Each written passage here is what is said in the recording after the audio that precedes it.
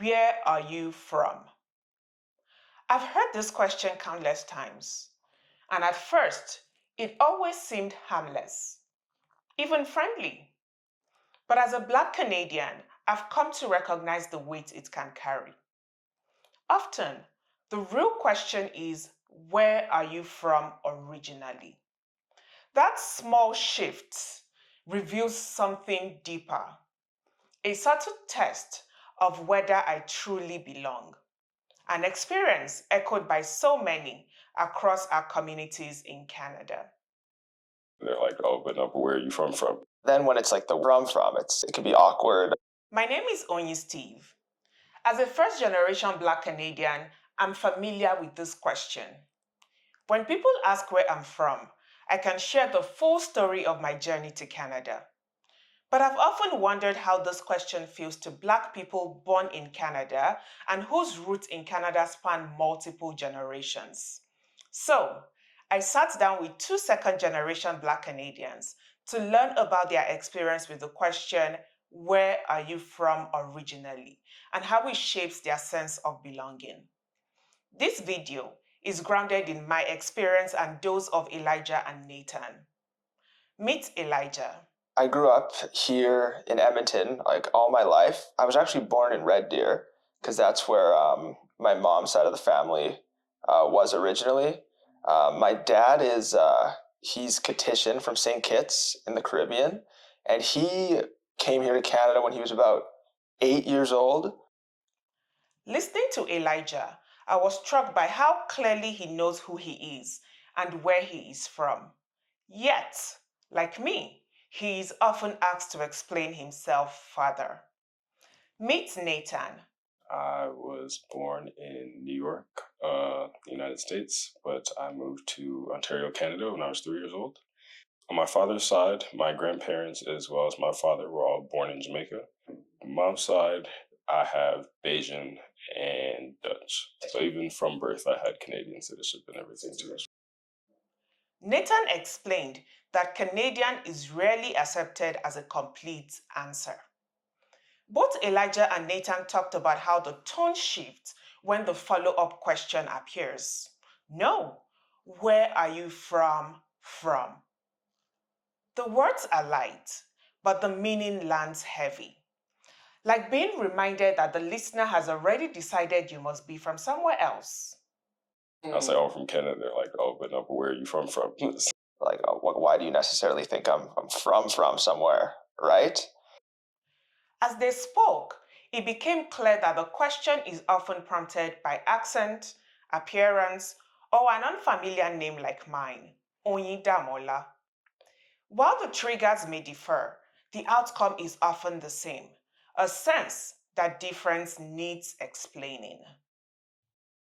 People hear me speak and either attempt to listen for an accent, and if they're not able to necessarily pick something up, then they'll ask me. And the form question that I get often is also like, where are you from? Elijah described a different experience. One of my ex-girlfriends, when I met her parents for the first time, I had like, I guess like it never came up through their conversations that I was Black. And I had talked to them like over the phone, like in the car driving, like, hey, Elijah's, and we talked before, like on a couple number of occasions.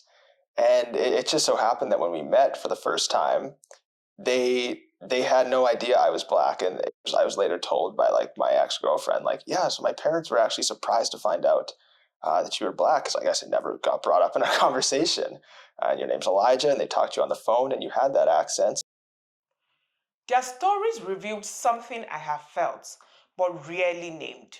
The quiet expectations about how a Canadian should look or sound, even in a country that prides itself on diversity. Researchers call this moment racial microaggressions.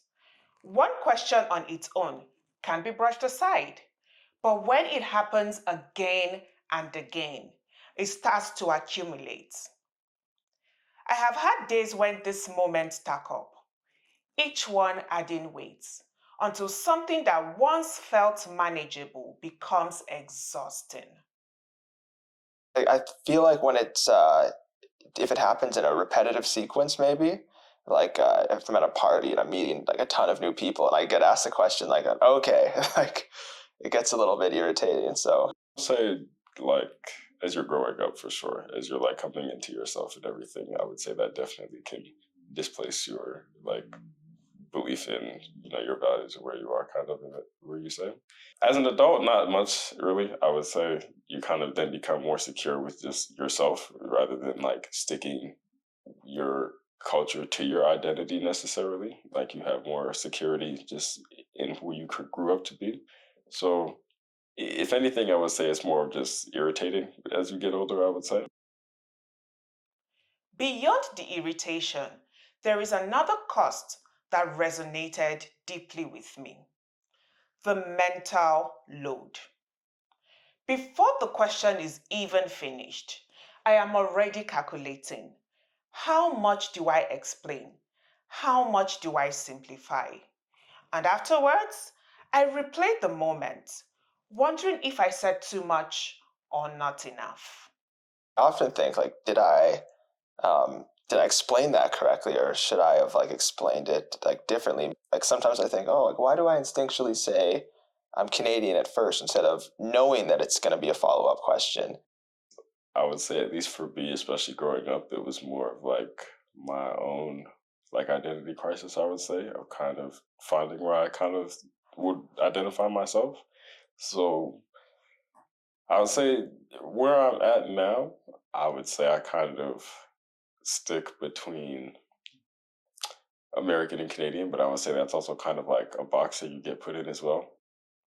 Sometimes the problem is not only the question, but the action that follows.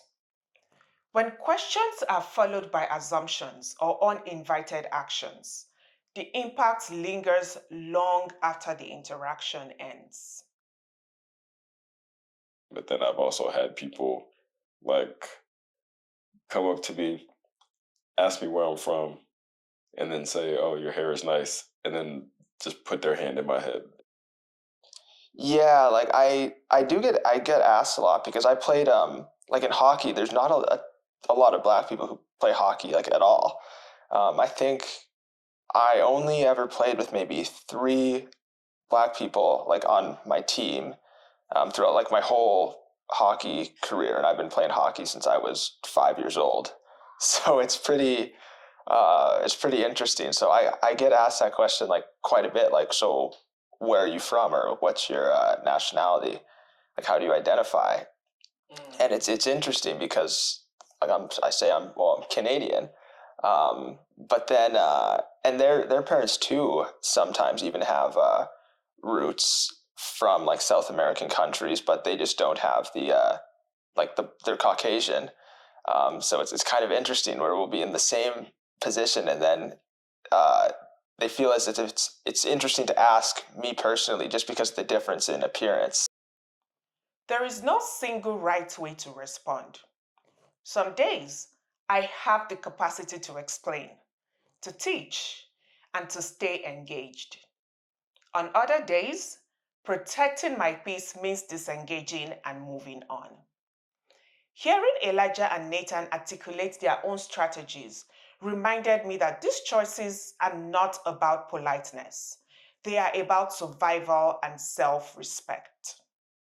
Um, I would say just based off the person's body language. Like if the person's like off the bat just ignorant and belligerent, basically, then clearly they're not willing to listen to anything you have to say, essentially. But if you're able to communicate and have a base conversation with them, then you can turn any moment into a teachable moment, basically.